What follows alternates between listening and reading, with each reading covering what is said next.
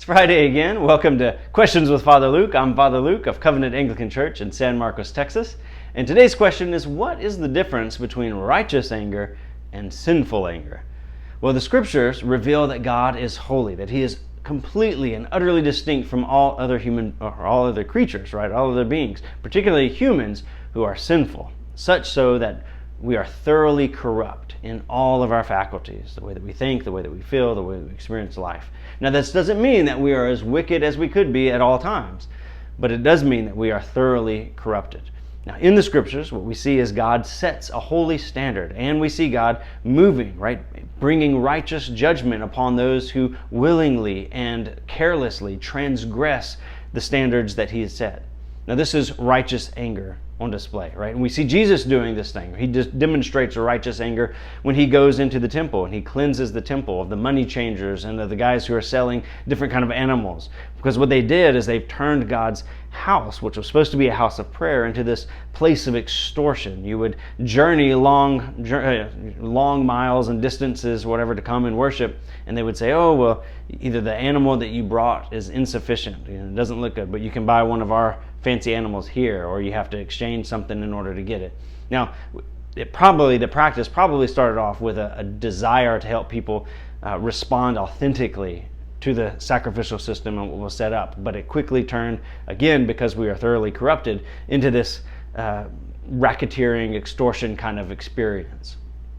Now, we have this kind of strange sense too throughout the scripture where sometimes people love God so much that sometimes they say something that seems really, really harsh. David, for example, in Psalm 139 verses 21 and 22 seems to express something like this, right? Where it's this seems to be righteous anger, but his words are really kind of offensive sometimes and harsh to our 21st century ears. He says in verses 21 through 22, "Do I not hate those who hate you, O Lord?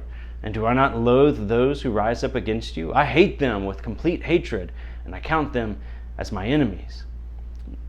Now, many scholars believe that what's described here and written here as hatred is not spite, but it's zeal for the Lord. It's kind of like when Jesus says in Luke chapter 14 that if anyone comes to me and does not hate his own father or mother or wife and children and brothers and sisters, yes, even his own life, he cannot be my disciple. And so out of love and zeal for Christ, we can have this righteous anger against the things and the people that are opposed to God and to His ways.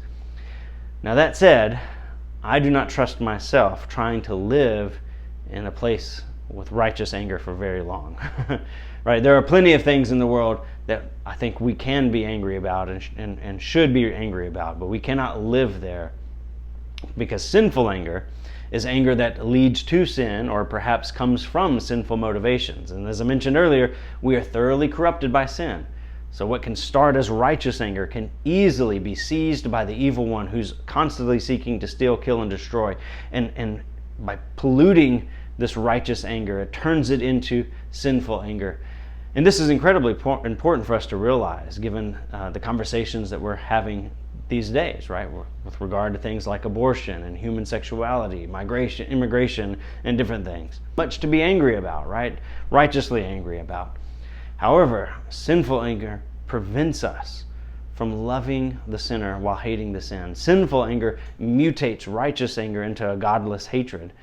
And so we must be very mindful of and careful of this, not to give the devil a foothold within our own hearts as we're engaging people who in a lot of ways are deceived or a lot of ways hurt around some of these topics and issues.